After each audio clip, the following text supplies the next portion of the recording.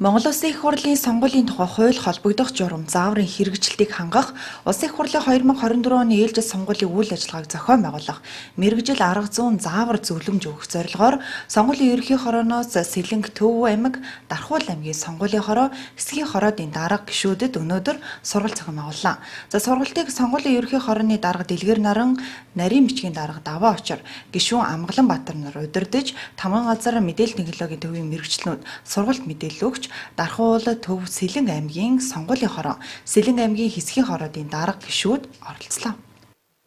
Сонгуулийн ерөнхий хороо, аймгийн сонгуулийн хороо, Дархуул аймгийн сонгуулийн хороо, Төв аймгийн сонгуулийн хороо.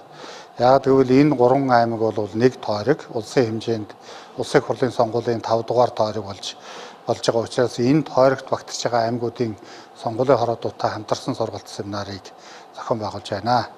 За энэ жилийн сонгуулийн гол онцлог бол тойрог томорсон. За өшөө дээрээс нь тойрог томорсон хэмжээгээр мандатын тоо нэмэгдсэн. За нэр дэвшигчдийн тоо одоо нэмэгдэж байна гэсэн үг шүү дээ. За тэгээд энэ сонгогчд олонтой.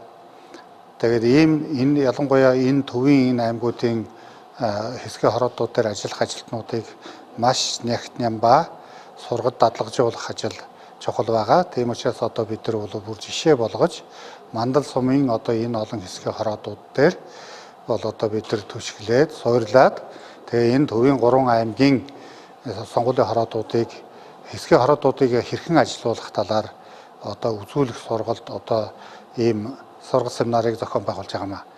За хэсгийн хороодуудын дээр ажиллах хамгийн гол хариуцлага бол юунд байна гэхээр саналын хуудас том болж байгаатай холбогдуулаад мөн саналын хуудас 2 хэсэгтэй байгаа. Тэгээ энэ саналын хуудсан дээр сонгогч саналаа хэрхэн илэрхийлэх үү гэдгийг маш нарийн мэдээлж иргэдэд одоо ойлгуулах шаардлага чухал байгаа учраас энэ асуудлыг хэсгийн хороод өөрсдөө зохион байгуулна. За мөн дээрээс нь саналын хуудас том болж байгаа. Тэгээд бас 2 хэсэгтэй болж байгаа. Мандатын тоо нэмэгдсэнтэйгээр санал хураалтын явцад иргэдийн саналаа өгөх хугацаа уртсаж байгаа. Тийм учраас хэсгийн хороодууд дээр энэ саналаа өгөх ажиллагаа явагддаг учраас энэ санал хураалтыг зохион байгуулахдаа хэрхэн одоо зөв ажиллах уу, хугацаагаа яаж тооцоолох уу. За тэгээд энэ нийт иргэд сонгогчдын саналыг хэрхэн одоо цаг хугацаанд нь авд дуусгах уу гэдэг одоо асуудлаараа бүгдээрээ зөвлөдөж ярилцж байгаамаа. За тэгээд энэ аймаг сумдын сонгуулийн хороодууд бол хэсгийн хороодуудаа удирдах чиглүүл зааварчилдаг хуулиар улсын их хурлын сонгуулийн тухай хуулиар тэгэхээр хэсгийн хороодуудынхаа зааварчлах жишгийг мөн аймаг сумдын сонгуулийн хороодуудад одоо бид нар өгч байгаа ийм ажил байгаамаа. Тийм учраас сонгуулийн ерөнхий хороо энэ одоо ажлыг бол жишг болгож одоо сонгуулийн ерөнхий хорооноос зориуд зохион байгуулж байгаа ийм ажил байна. Сэлэнг Төв, Дархуул аймаг нь Монгол Улсын их хурлын сонгуулийн 5 дугаар тойрог бөгөөд 10 мандат ногддог. За тус тойрогт 48 сум 180 баг сонгуулийн 204 хэсэгтээ бөгөөд 204 мянга гаруй сонгогчтой. Тодруулах юм бол нэг хэсэгт 1000 сонгогч ногдож байна.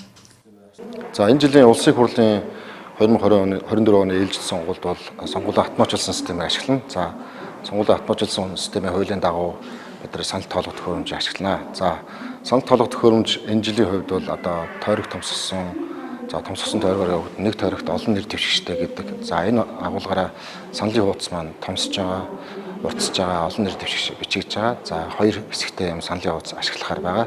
За тэгэхээр энэ жилийн хувьд бид нар санал тоолох төхөөрөмжийг зөвхөн өмнө нь зөвхөн одоо мандатын тооноос хамаарч та хуваарлдаг байсан бол сонгогчийн тооноос хамаарч хуваарлдаг байсан бол энэ жил бид нар мандат сонгогчийн тооноос хамааран санал тоолох төхөөрөмжөө хэсгүүдэд хуваарлахаар ингэж ажиллаж байна.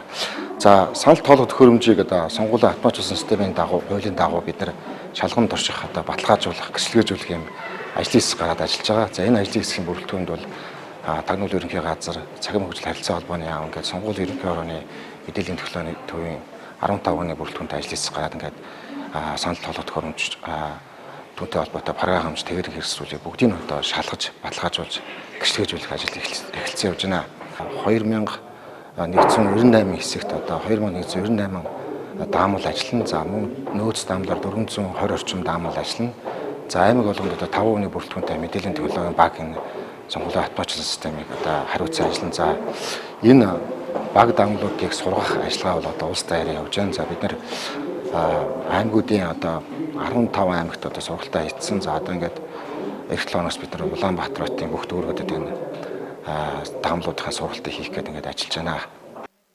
За тус сургалтаар хэсгийн хорооны ажлын зохион байгуулалт, санал авах байр бэлтгэх, сонгогчдын санал авах ажиллагаа, сонгуулийн автоматжуулсан систем, дүн гаргах, хяналтын тооллого хийх, сонгуулийн дүн, мэдээ тайлан гаргах чиглэлээр цогц мэдээлэл